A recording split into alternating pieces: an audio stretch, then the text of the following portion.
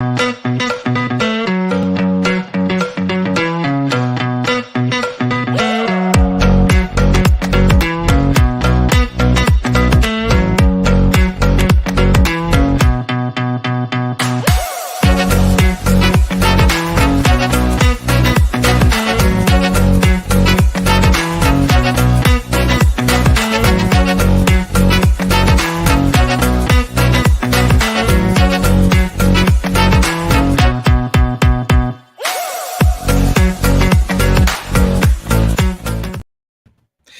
used to be Thursday, it's now Wednesday, but you know what day it is. It's your date with us every week. Cocktails and conversation with me, Nick Luck. I'm back from Canada. I got out of Canada. I'm back in TW11. Brittany Ayrton's here. She's joining us from the West Coast. And look at this. Look at this man here. The very epitome of sartorial elegance that is Mark Tubridy, mixologist. Well, he used to be mixologist to the stars. Now he's just mixologist to you and me. Hello, everybody. Even better, though. And I'm trying to wear a special shirt for you guys today. I want to try to keep summer going as long as possible because it's officially fall, but we're going to try to keep that summer vibe going tonight with our cocktail. So, okay, I'm just tweeting out that you've upgraded your background and Mark's fashion game is on point tonight, so everyone needs to tune in. So just let me send. I mean, the novelty of not having to do the program in a mask against a whitewashed wall airport arrivals lounge background is quite something. Last week was a trial, but very enjoyable because Mr. Brendan Walsh was so engaging. Don't you agree, Britt? Yeah. Oh, he was fantastic. We could have spoken to him for ages, but then he definitely would have missed his flight to New York to see Max Field work, which you spoke to him after that, right? What did he think? He said he worked great. And I said, most important thing, did he come back sound? And he said, sound as a bell. He's great. Next stop is what used to be called the Jockey Club Gold Cup and is now confusingly the Woodward. Yes, they swapped the two races. They didn't. It's still called the Woodward, but it used to be at Saratoga, and then the Jockey Club Gold Cup used to be at Belmont. So they flip-flopped because New York Racing Association thought that it would help bolster its grade one, resume, I guess you could say, because a lot of these races are losing their grade one status. So the Jockey Club Gold Cup has such a history. They didn't want to lose that grade one because in years past, it has had very few horses. I don't know if the switch necessarily worked this year because they still had 6 horses, but sometimes things take time to catch on. But yes, the Woodward is its next stop. Yeah, with Maxfield, and that's going to be a big test for him as he tries to progress to the Breeders' Cup Classic. Where does he sit in the Breeders' Cup Classic rankings at the moment, Britt? Is he second or third? I can't remember.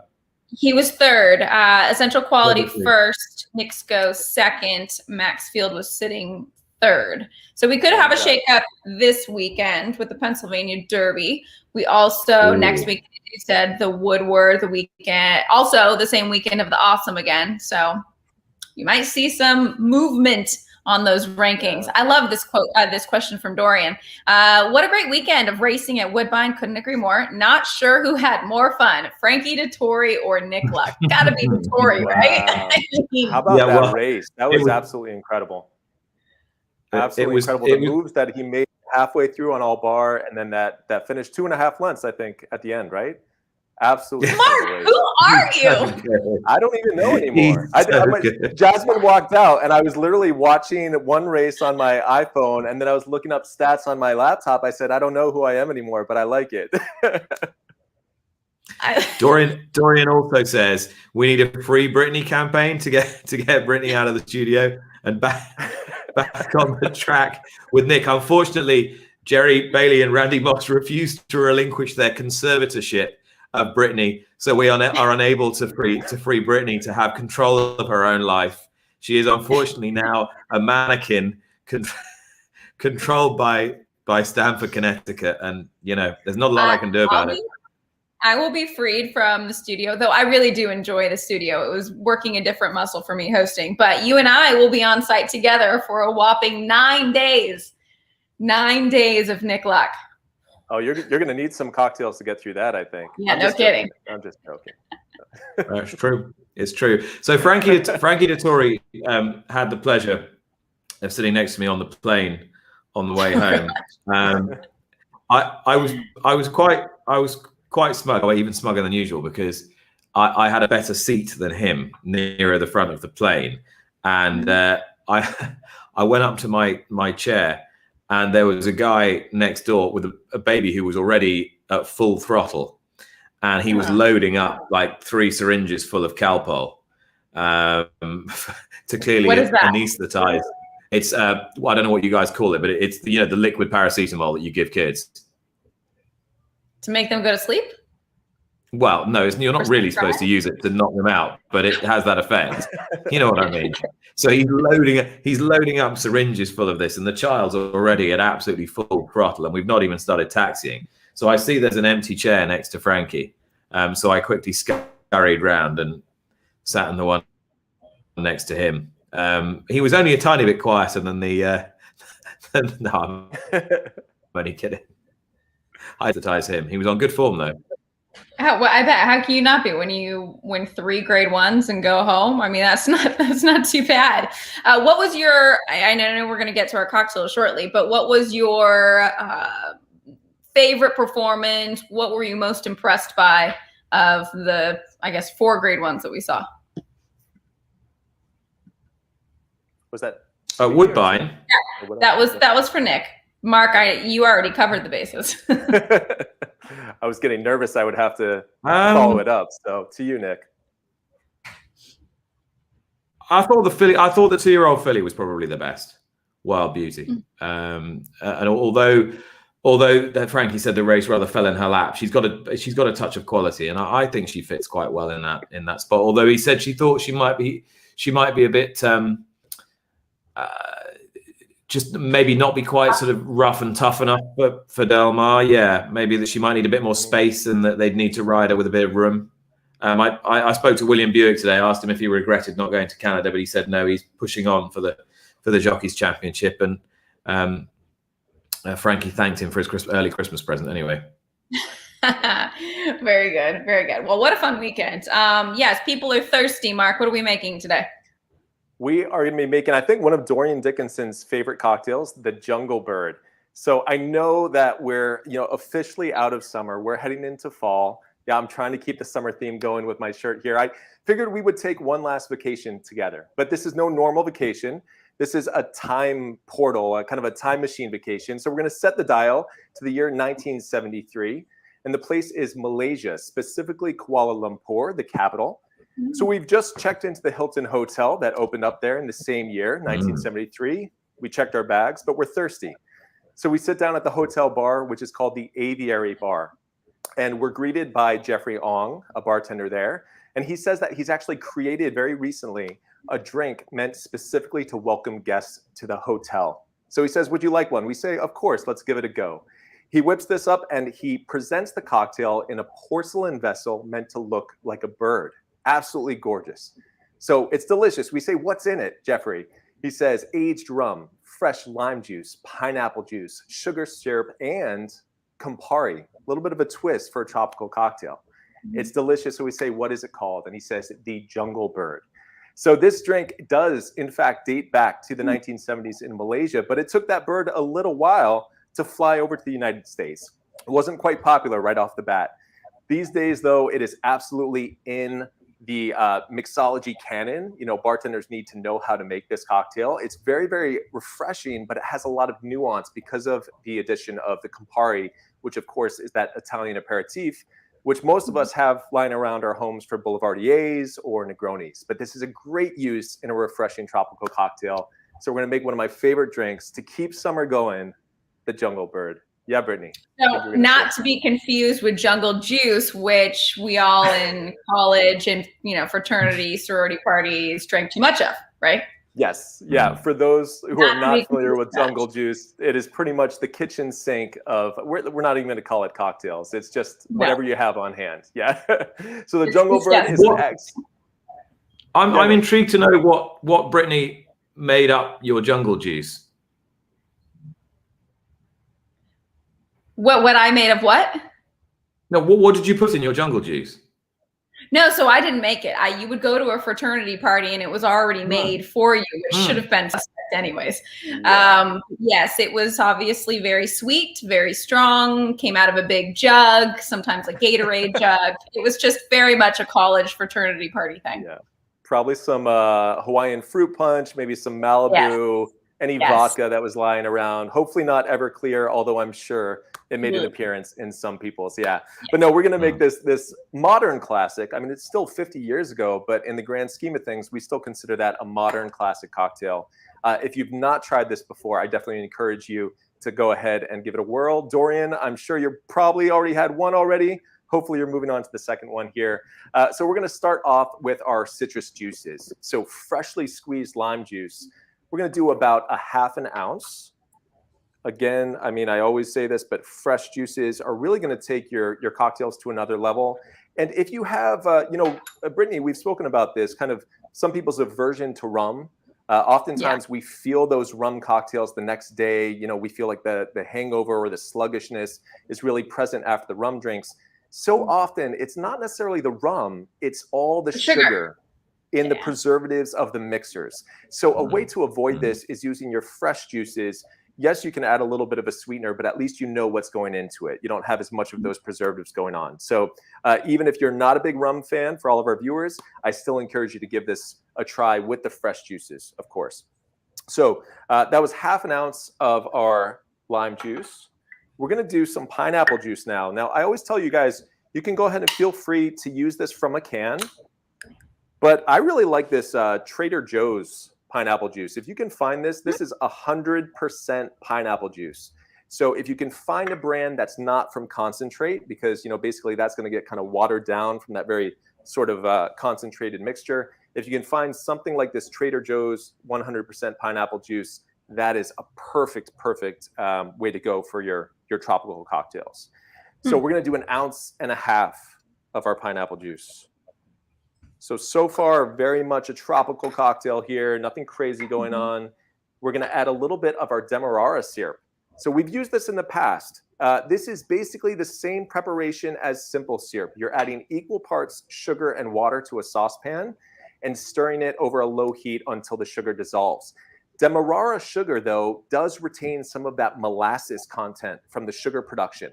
That's really what gives it a little bit more complexity, obviously a darker color. So this is a great thing to try out, even in a simple cocktail like a daiquiri. Try substituting some Demerara syrup in place of your simple syrup, and you're going to notice a really big difference in sort of the depth of character of the cocktail. So we're going to add 1/2 ounce. That's basically to balance out the lime juice. So, you know, always remember, if you've got your acidity, you want to balance that out with some sweetness. So pretty normal so far, but now we're going to add some Campari. Now, Campari, more often than not, you're going to see this being used in spirit-forward boozy cocktails, something like a Negroni. But that's what makes this drink so special. We're taking something that's very much kind of associated with these strong spirit-forward drinks, and we're incorporating it into a refreshing sort of, you know, beachside cocktail. So I think that's the real genius of the Jungle Bird. Let's add 3/4 ounce of our Campari. And finally, it wouldn't be a great tropical vacation cocktail worthy of this floral shirt if we didn't add some rum. I'm going to want some aged rum here because, again, we have some complexity going on. You know, we've got the Demerara syrup. We have our Campari. So we want a rum that's going to stand up to those flavors. And nothing is going to do that more than a great Jamaican rum like Appleton Estate. One of the great things about Jamaican rums is that they're oftentimes made with pot stills as opposed to a column still. I won't get all technical about it, but it tends to have a little bit more of those esters, kind of a heavier sort of feeling to the spirit itself, as opposed to the column distillation, which is used oftentimes for many vodkas, a very pure sort of distillation, but not quite as rich in the mouthfeel. So I think this is a perfect choice for a cocktail. I'm going to do 1.5 ounces. It's a lot in there. It is. It is. But it's a harmonious balance when it comes together. This is definitely a cocktail that we want to shake. Not only do we have our citrus juices in there, which is a sign to shake anyway, but just like you said, Brittany, there's a lot going on. We need to emulsify it. We need to bring it all together. It's super, super important. So add some ice to our cocktail shaker. How often do people request this drink? Not so often at sort of an everyday bar, you know, but if you're working at any bar that has that sort of Polynesian tropical tiki vibe to it, then this is going to be a very, very popular cocktail. All right, guys, let's shake this up.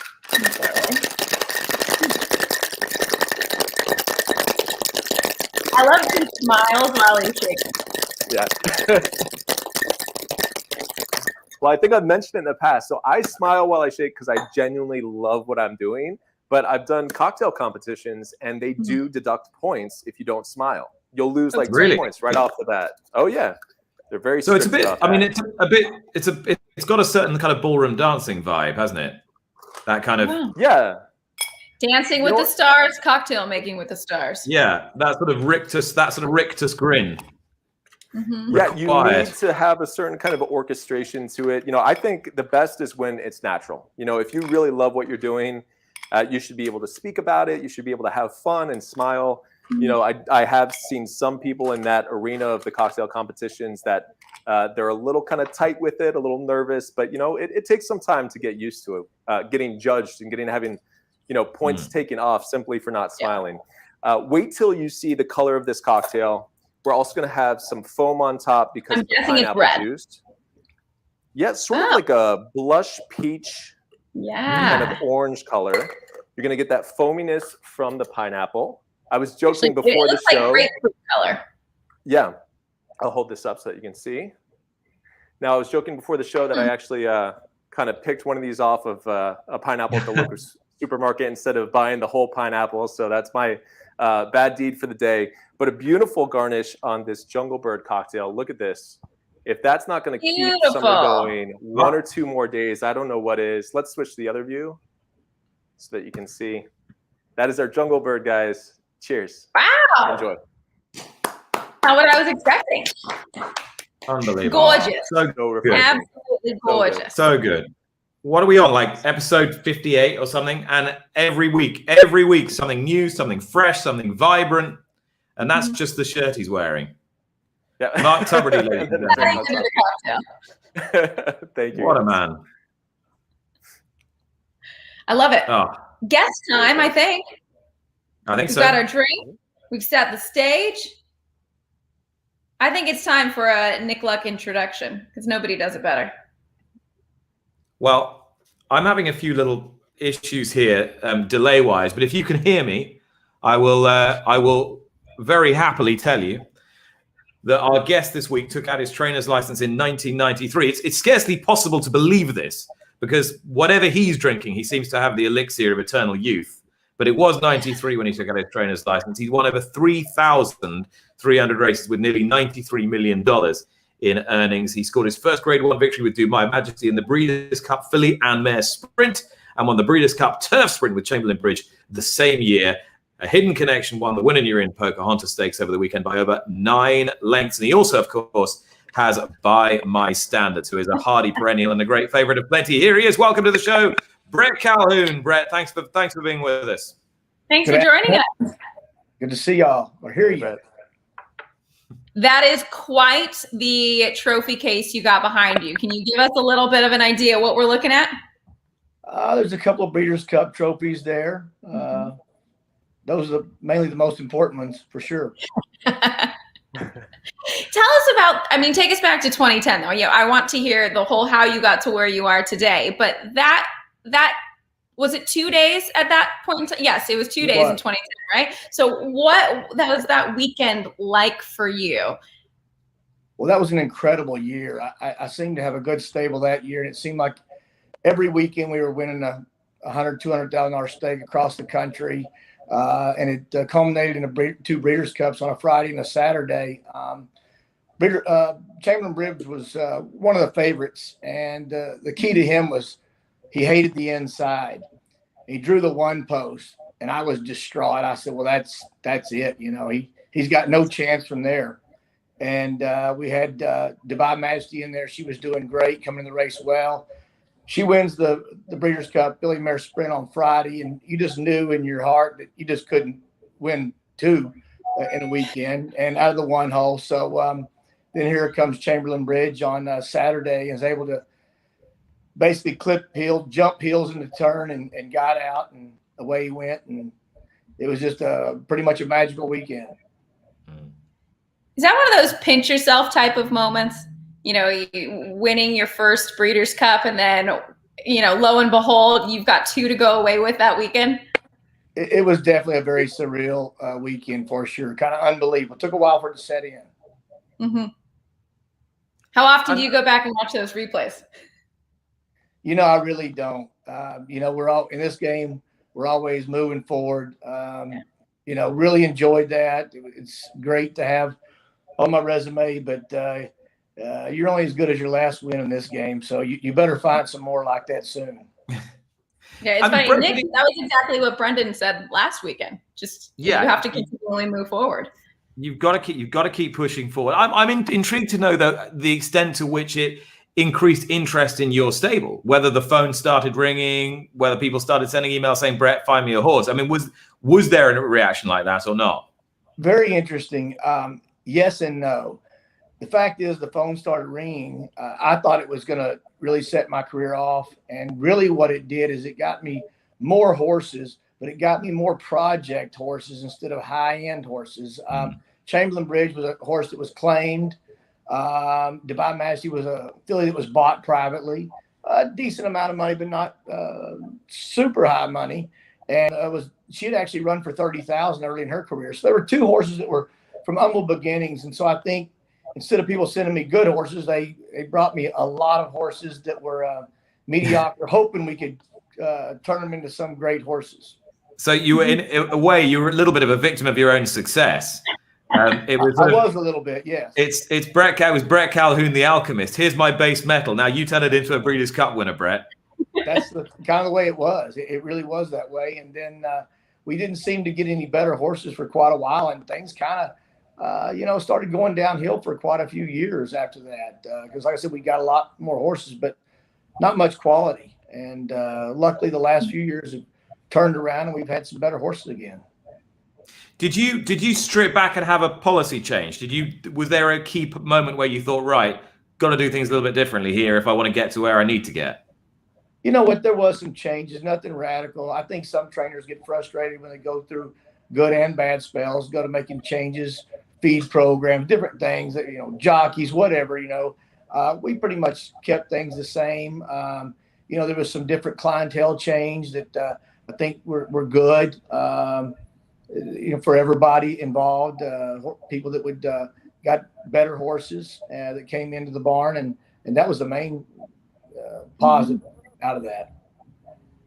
For you, Bret, what because you obviously can take a horse that perhaps doesn't seem like a superstar and turn them into one, but we all know that those horses are really, few and far between. For you, what is it about the game working with the horses that you love most? Is it the 2-year-old development? Is it picking horses out, claiming? What would you say you enjoy most? I think early on, when I didn't have anything else, it was the claiming, trying to take a horse and turn it around and make it better. That was the thrill back then. I've always liked the young horses, and really that's what I love the most is developing the young horse and seeing them come from just young, inexperienced horses and turning them in, hopefully, to very, very good horses. Mm-hmm. From what I read, your upbringing is an interesting one. You grew up in racing. Your father was a trainer, but also, am I correct, a school teacher? How did he manage both? Well, really, I didn't grow up in the racing. He was a school teacher for like 27 years. I was the typical young kid bugging their parents for a horse. They were race fans is all they were. We didn't have parimutuel wagering in Texas. So when they went to the horse races, they had to go to Arkansas or Louisiana. I learned to read the racing form at a very young age because of that. I sent my $2 with them and handicapping the racing form. But I loved horses from an early age, just like most kids. I have an older brother and older sister that had already had horses and quickly got over them like a lot of kids do. And so when I was begging for horses, my parents were kind of putting me off. My dad dabbled in real estate, and he bought and sold land. And so he kept putting me off and said, well, if I ever buy a property where we can have horses, I'll get you one. So he did, and I started bugging him. And so he, instead of just going out and buying a pony, he decided to get into racehorses. And we started like a lot of people in the South do, with some quarter horses, and figured out real early that wasn't for us. And so I just became very enamored with the industry. And my parents kid me all the time. They said, if you'd have studied in school as much as you did the horses and the books and the magazines when I was young, I might could have really done something. So it was just me loving it from a very early age. But my dad really wasn't into it. I didn't grow up in the family. He just kind of, once he stopped training, once he stopped teaching, he took over some horses that he had in training, and him and my mom figured out real quick that wasn't retired life. So that's how it all started. Wow. Tell me what was that quarter horse scene like? I know you said you only dipped your toe in for a little while, but what's it like for those of us who don't have a kind of window into it? What was the what? The quarter horse scene. What's that like? They have a lot of top quarter horses down in the South and Texas and stuff, but they had, basically what they called bush tracks in Texas at the time, no pari-mutuel, but they prepared a lot of the top quarter horses in the world in some bush tracks there pretty locally to where I was raised, right between Dallas and Fort Worth. And so I was exposed to that and very intrigued with that. But my dad he pretty much, tried to show me that the purse structure of the quarter horse industry as opposed to the thoroughbred industry. And that's kind of why we quickly changed over to thoroughbreds. What did your father teach? He teach science. Okay, so I asked that because it sounds like his approach and what he was teaching you seemed almost very analytical at times. Is that anything that you took away from, your father and him being a teacher and then a trainer that you've kind of brought to your barn today? I think that I'm a little methodical and think through things. I think that's kind of how he is. That's probably where I got a lot of that from him. We've got a question here from Jeffrey Caffey. He says, as a Texan, what does the future hold for Texas? I'm guessing he means the Texas racing scene rather than the whole state. Do you have many Texan clients? Thank you. I do have some. It's been a little grim in Texas for the past 10, 15 years. I held on for a long, long time there. I was born and raised very close to where they built Lone Star Park. And I was on some boards there, and we tried for a long time to get some legislative help and couldn't get it done.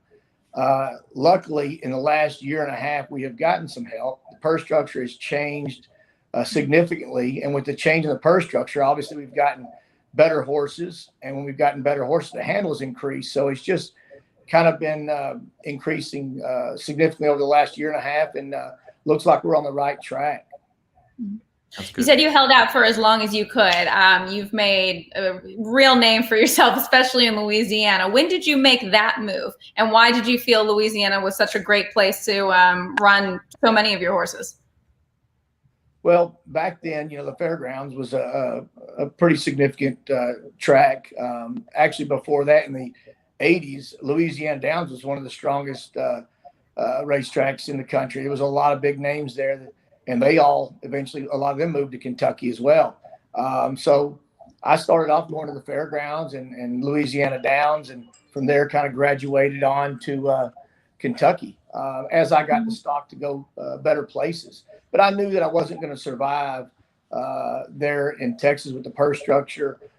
The owners really couldn't afford to invest in better horses because there just wasn't a purse structure there to support it. Mm-hmm. Go ahead, Nick. No, go ahead. No, I was just going to say, you see a lot of barns move, a variety of different places because of the purse structures changing in so many different locations. Do you find that being in the Midwest and East Coast, it makes it easier to follow where that's going in, I say, contrast to, say, like the West Coast? Absolutely. That's helped a lot. We can place horses where we need. I usually keep about 4 divisions, and we just try to put them in the place where they're most competitive for the most money. Say we want to use some conditions at a certain spot. They can't win allowance condition on one circuit, but you can take them to a little bit less circuit, get allowance condition, milk a few conditions out of them, and then you maybe take them to a better circuit and drop them in for a claiming process running for better purse. Mm-hmm. I've always been so intrigued by trainers that have multiple divisions, because to me that would be incredibly overwhelming. How do you keep it straight when you've got so many different horses in so many different places? Well, it is overwhelming, and it's a full-time job for sure.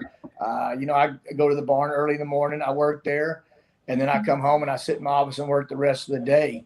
And it takes all day. I think at the peak, I had about 165 in training. I thought that was an unbelievable amount. It was unbelievable. Now I look at these guys that are doing 200, 300, 400. I tip my hat to them, because I don't think I could do that anymore. I keep around 100, and that's plenty. Bret, I wanted to ask which horse that you've trained really had the most profound effect on you and perhaps changed the way you looked at training horses? Well, there's been a lot of them, obviously, but there was one very, very early in my career, a horse called Cowboy Dan. My first Kentucky trip to Kentucky Derby in 1997, Silver Charm won it. This is a little horse that was just a little cheap Texas bred that had a lot of talent. And back then, one of the popular races on Derby Day, the 2-year-old race, was called the WHAS Stakes, the 2-year-old race. And I brought him up from Texas, and he drew the 13 post position. I brought my rider with me, a Cajun rider. There just so happened to be a horse in the field called Favorite Trick. Mm-hmm. And he beat me a nose at the wire, and it was less than a nose. It might have been a couple of millimeters. And, that was kind of the horse that got things started. Of course, there was a lot of bad times after that. That got me going a little bit, but believe me, there's plenty of bad times and low points after that. But that horse kind of gave me a chance. I was there. Wow. Here? I was there. I was there that day. It was a bit of a loaded question. And you were doubly lucky and unlucky, because if my memory's right, Favorite Trick's trainer, Pat Byrne, who won both divisions of the juvenile that year, or the Colts and the Fillies in 97, he was on a ridiculous run. He was something like 17 for 18 that meet. I mean, just ridiculous. You got within a nose of taking him down. Yes. And, broke the 13 hole, got beat an inch or less, and he went on to win Horse of the Year. So I ran into a real buzzsaw, but that horse was a game changer. And I told my owner, I said, you won't own this horse very much longer. And he said, well, they'll have to pay me a lot of money. And I said, they're going to pay you a lot of money. So within a few weeks, they did sell him. And the late Danny Hutt bought him. And he was very, very good to me after Danny bought him and trained him. And he actually gave him back to me for a race here or there. And then, unfortunately, Danny passed away early on, way too early in his life. He's pretty young. But that horse was pretty special for me from the very beginning. And do you think it was? No, go ahead.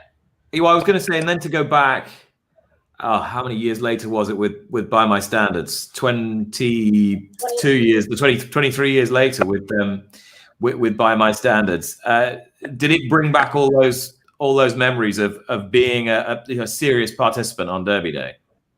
Yeah, we've had some nice horses run Derby over the years. We've been fortunate to have some, but it all started back then, and you really always do think about that and how far you've come. I remember him being he was the wise guy horse in the Kentucky Derby by my standards, but it was the Louisiana Derby and the moment between you and your owner that I thought was so special. What was it about that race in particular, perhaps the horse, that just brought out those emotions from each of you? That horse was a horse that we thought a lot of early on, and it just took him longer to get it. He just broke his maiden the race prior to the Louisiana Derby. So I think that was part of the emotion. Chester had become a client of mine, not, within a year or two before that. We had been on a great run, and for us to get from where we were to there, knowing we were going to the Derby, And knowing we thought we had a chance of going in the Derby. Obviously, things didn't go like we wanted, but he was definitely the wise guy going in the Derby. Trained unbelievably well going into it. We got a bad rain. The track was open, and the track got very deep and wet, and he just didn't. He got kind of run over at the start, and that was it. But obviously, he's recovered and gone on to be a pretty good horse for us. Yeah, that's for sure. I was going to bring up my personal favorite of yours. Wait, Brett, can you guess who I'm going to say? Personal favorite of yours? No. Finley's Lucky Charm. Yeah. Maybe because we covered her so often, I think, Nick. I'm not sure, but she just seemed to have so much heart. I mean, what was she like as a horse and to train? Well, as you remember, that was a heartbreaking beat in California when she got nailed there in the 3-year-old filly race there. But great filly for us all the way through. She was a smaller filly, immature filly, and my owner wanted to put her on the Oaks Trail, but I didn't think she was quite ready for that. And she ended up coming with some small chips in her knee early in her 3-year-old year, and got that cleaned up. And it really wasn't ever a factor for her. She was a very sound, very fast filly, had a great career for us. Grade 1 winner. Just a special filly for us. Yeah, her heart was so much bigger than her size. No doubt. I was going to say incredible heart because she won. Did she win? She won a Grade 1 at Keeneland over 7, didn't she? Madison. Yeah, and I always wondered whether the 7 was just her guts getting her the distance. That race in particular was a very, very gutty performance. They swarmed her at the wire. Looked like they were going to go by her, and she just refused to lose. Oh, look at this. We don't just throw this program together. You guys are good. Oh, do we have sound? Lucky Charm, the leader, American Gal, fighting on second to the inside. Miss Sunset, Lewis Bay still trying. Here's American Gal to the inside. Finley's Lucky Charm there, Miss Sunset, Lewis Bay far outside. What a finish in the Madison. At the line, it looked to be Finley's Lucky Charm getting her. Kurt Becker didn't even want to call it. They were all over her. Yeah, they did. They surrounded her. I didn't know if we had won. I was very concerned. We really needed to get that Grade 1 for her, obviously. Absolutely. Brett, tell me, where are we at the moment with By My Standards? Because the year started great, little bit of a dip. Are you getting him back? Yes, we are. He's supposed to work Sunday. Pretty sure we're going to run him in the Woodward at Belmont on the 2nd. I guess there's an outside chance we could come to California for the Awesome again. The problem with coming to California right now is the travel situation. You can't just make last-minute decisions and get there. No Tex Sutton these days. The FedEx deal is all we have, and sometimes those can be some long, demanding trips. So we're going to figure it out in the next couple of days. But he's going to work again Sunday, and he's going to run somewhere on the 2nd. Somewhere on the 2nd. The travel has been tough for Brett. Do you think that that's altered a lot of trainers' plans as to where they want to run horses, even if they wanted to try to be at Del Mar in the summer to get a run over the track? Travel and flights have made it quite difficult. Most definitely. Unfortunately for California, it's not something I've even thought much about other than a race like this or the Breeders' Cup. It's just too complicated, too demanding. I have a lot of respect for the California horsemen for shipping back east. They run a lot of horses in different spots, and I know it's a very difficult situation. Yeah, no, it definitely can be. I wanted to ask, just going back to By My Standards, there's handicappers and horse players that I know and respect and have far more knowledge than me about horses' form cycles and what they're really capable of if they bring everything to the table. And they'll always say to me, this horse has got a huge marquee Grade 1 in him somewhere down the track. Is that a feeling you still share? I've felt that way for a long time. I think we've been very unlucky a couple of times. I think he probably should have won a grade 1 already, and it just bad luck. The Met Mile up there was he ran an unbelievable race that day, and he got run over bad at the start. And the 1-turn mile is probably a little short for him anyway. If he gets away cleanly that day, I think he wins that day.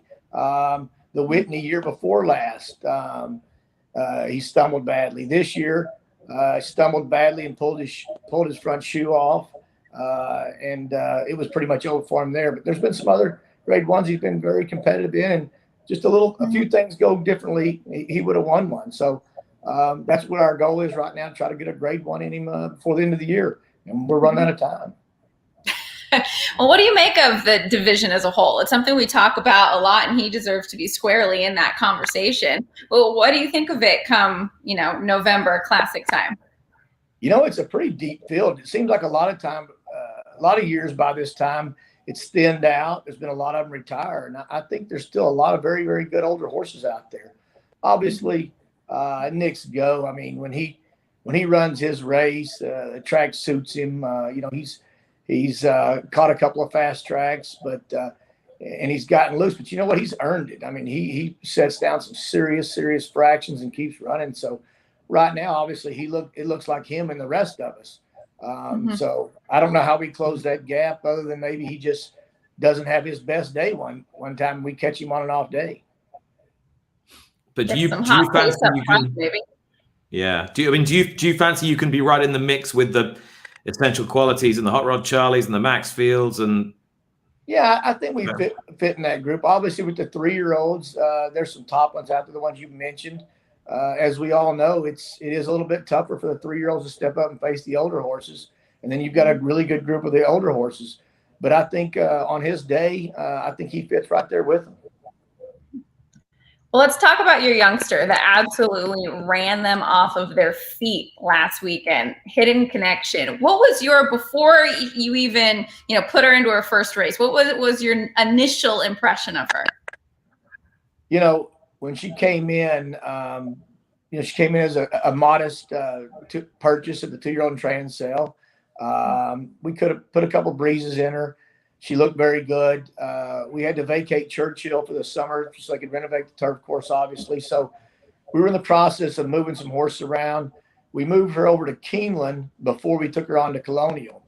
And we worked her with another pretty fast 2-year-old filly one morning over there. And that other filly was a little bit ahead of her. And I thought the other filly would get the best of them. Obviously, we had intentions of working them head-and-head, which we did. But when they hit the wire, Hidden Connection was gone. I mean, it was just a very, very impressive work. And she continued to impress us from there on.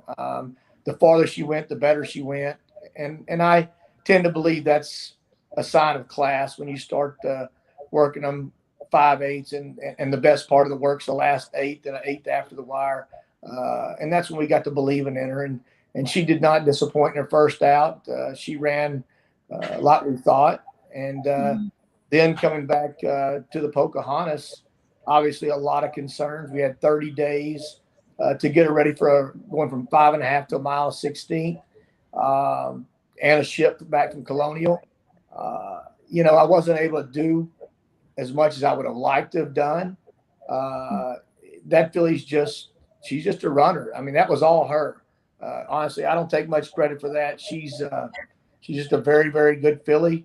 And for her to jump through all the hoops she did, going from 5.5 to 1.16 miles, it was like a rock concert that night to overcome the atmosphere.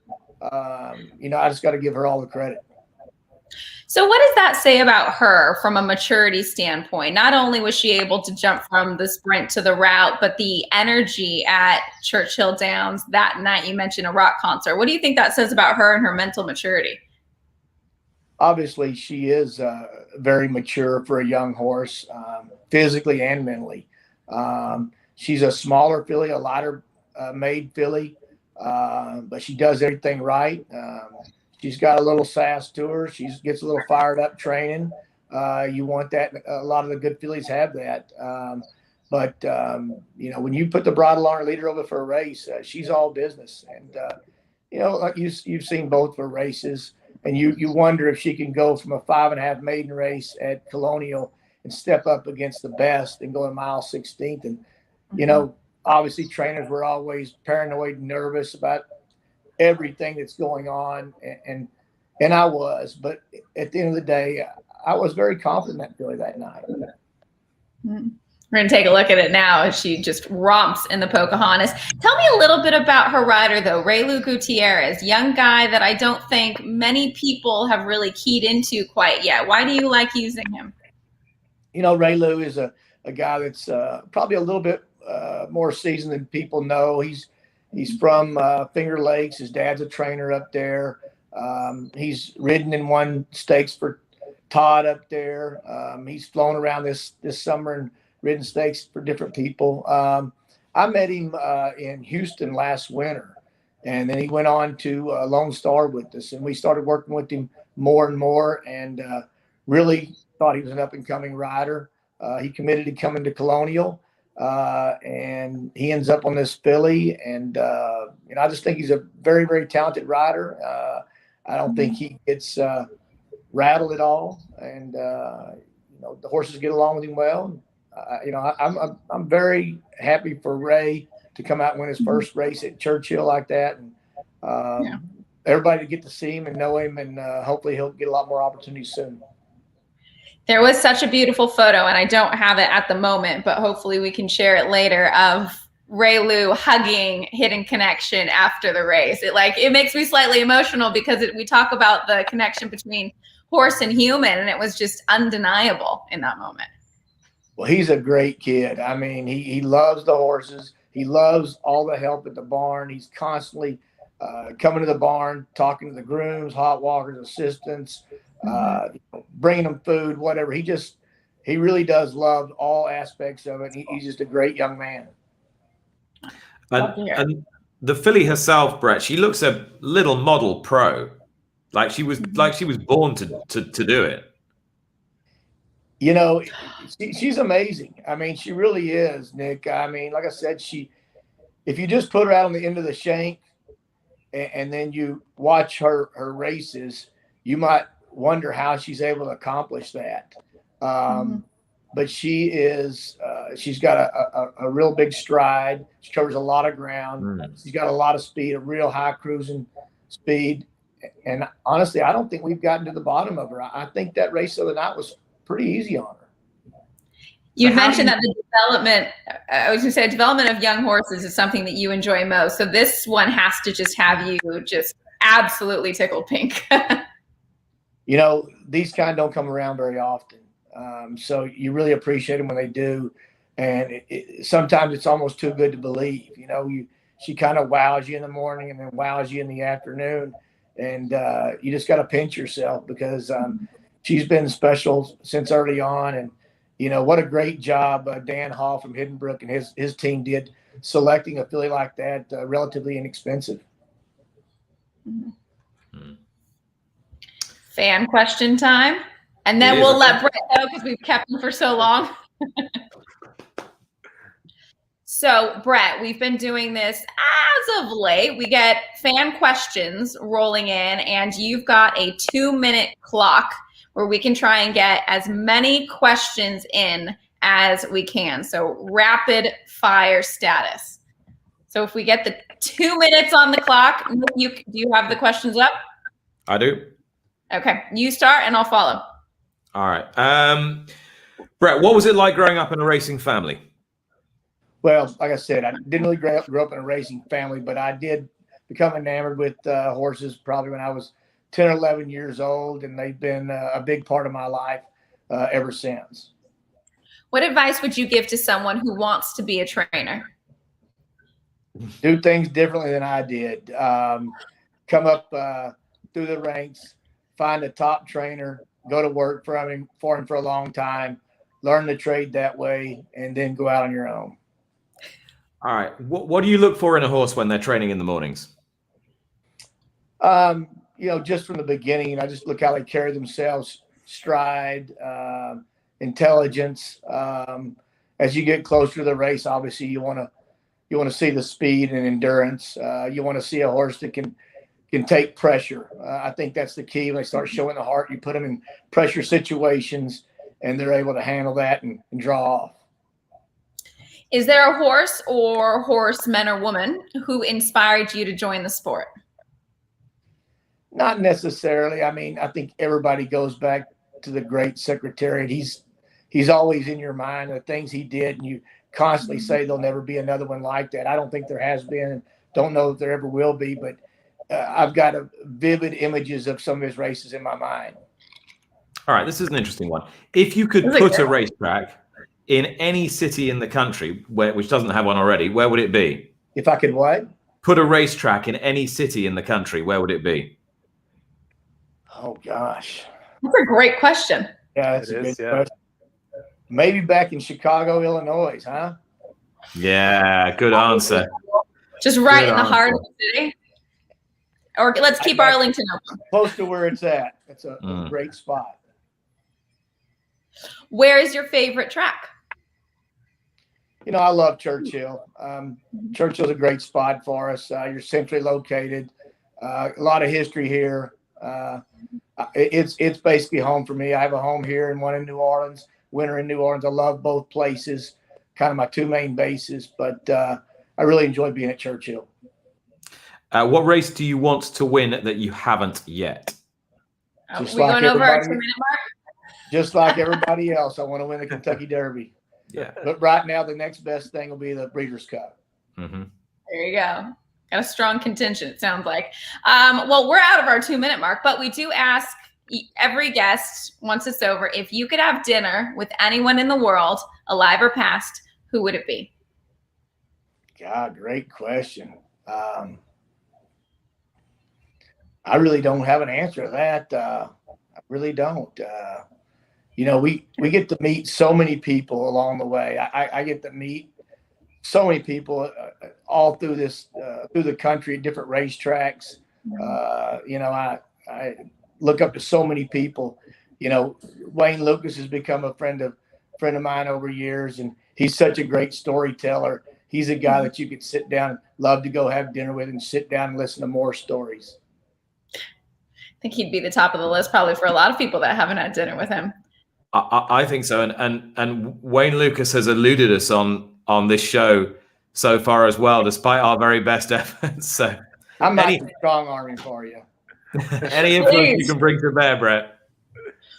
Well, you also might just need to be there to help him with the internet situation, because I think that's what he was struggling with the last time. That's a difficult part for all of us that are not very good with this.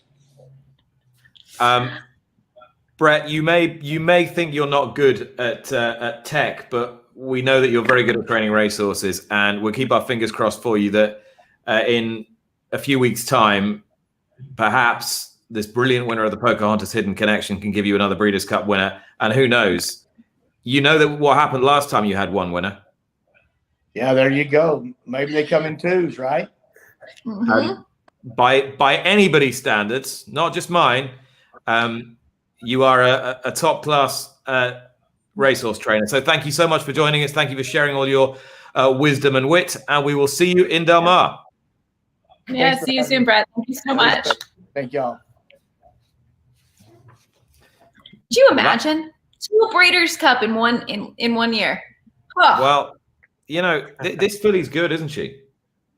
Yeah, I think she's a little better than good. Can't wait to see her come out here, because to be honest, there hasn't really been a filly that has stamped themselves as the strong favorite for the Breeders' Cup. You could say the Steve Asmussen Echo Zulu, but what Hidden Connection did was unbelievable. And just her second start. And if they think she's only going to get better with distance, time, age, etc., then maybe they're scratching the surface on just a really talented racehorse.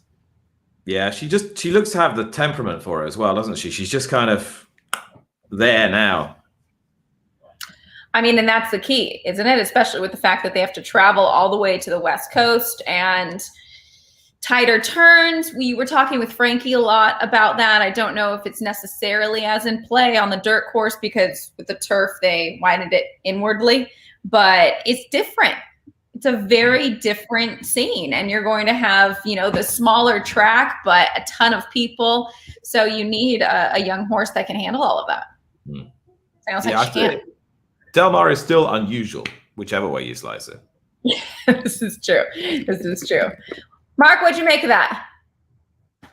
It was just a fantastic interview. And I remember watching that race as I was getting ready for the show, and it was just so incredible to see, like you said, the composure and also just that strength and that speed at the finish. I mean, 8.5 or 9 lengths, just absolutely such a promising future ahead of that horse. And I know that we're going to be seeing it come November. So super, super exciting stuff.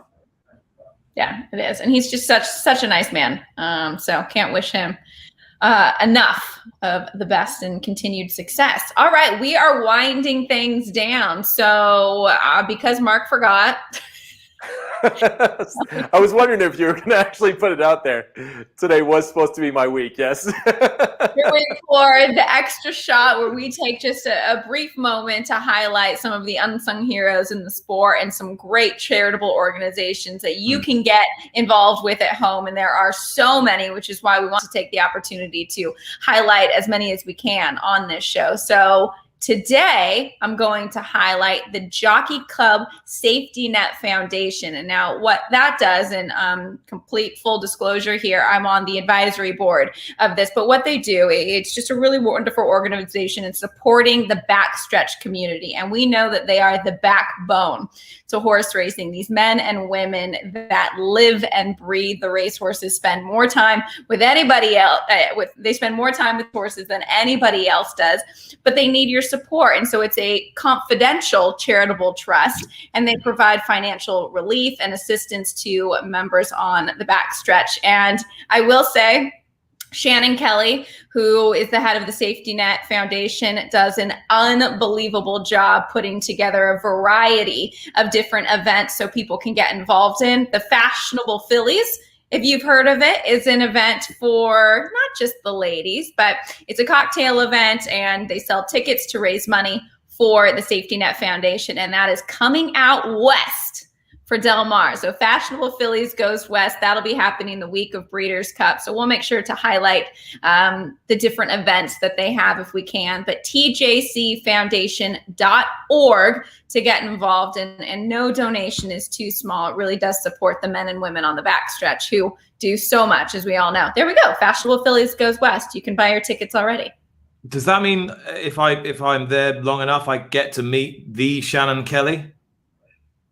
Yes, the Shannon Kelly you will get to meet. She was actually just in Del Mar. We were ships passing in the night as I flew home from New York. She was in Del Mar flying back to New York, planning everything for the luncheon. It's just a really, really fun event, and the money goes towards a great cause.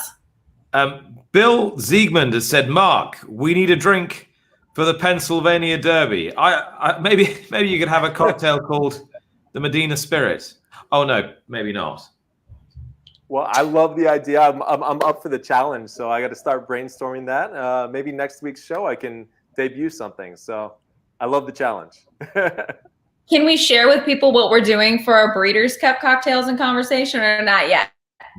Make them wait. Still in the works, okay. But it is super exciting though. It is. Make them wait. Okay, but next week we will have a show. Who should we have on? Pegeen Thornton says, Mark, when do we see Jasmine? Babe, not yet. Soon. She is camera shy, which is why I always kind of evade the question, but she could probably hear me right now saying that. But I'm going to keep working on her. I promise. Bring her to Breeders' Cup.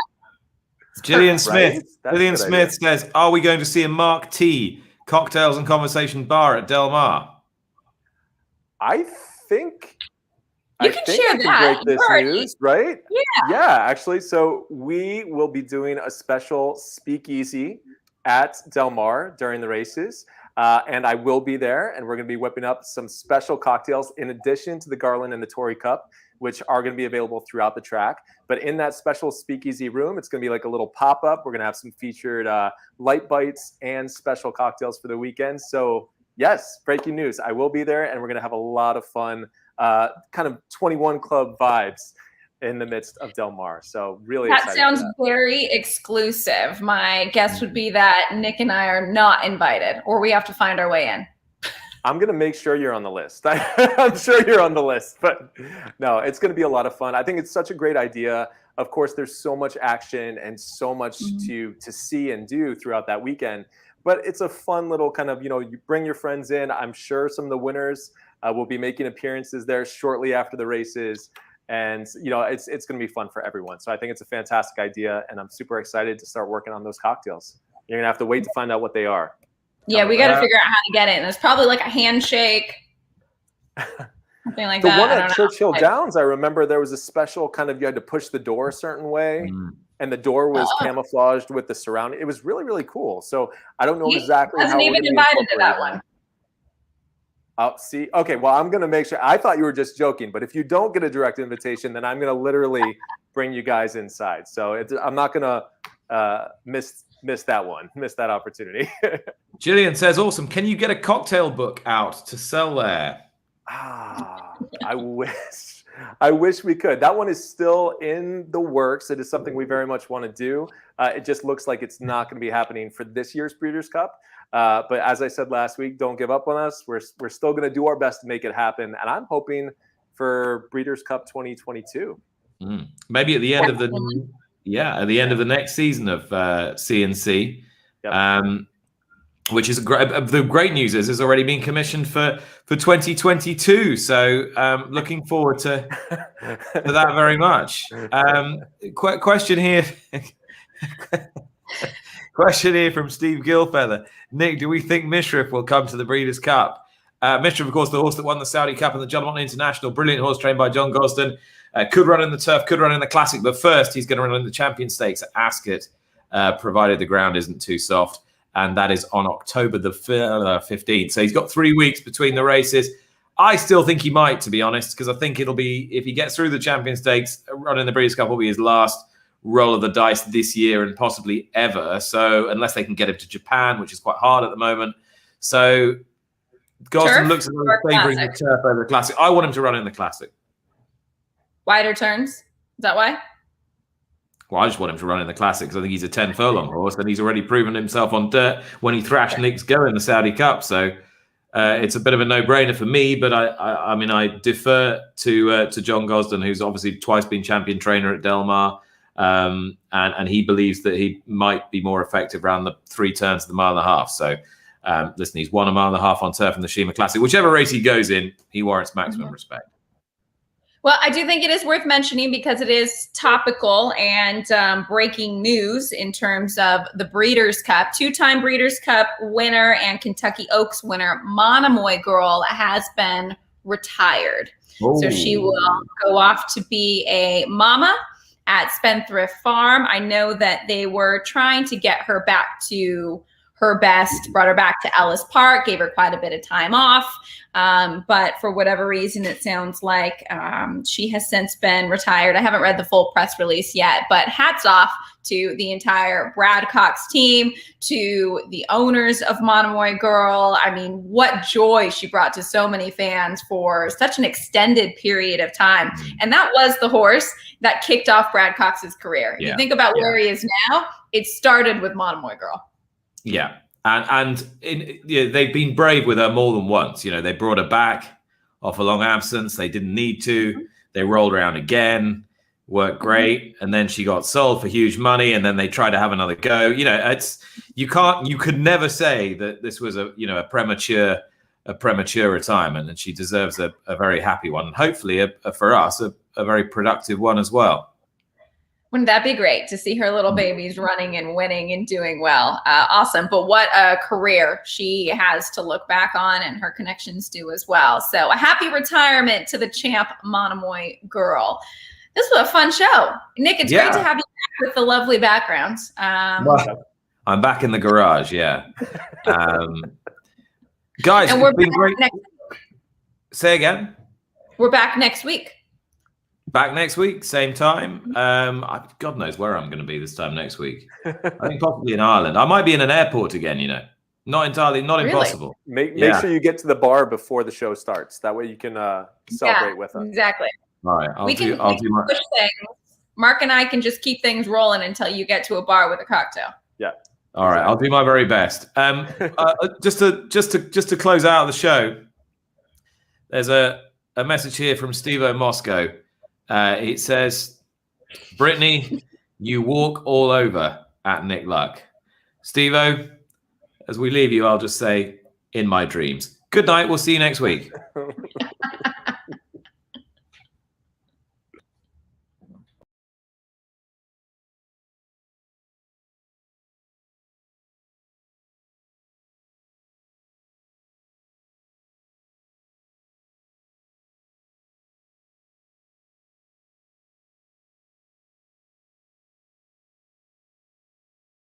By my standards at the quarter pole together. Then comes Gunnet, Captivating Moon. Lone Sailor leads only Sonneteer as they straighten.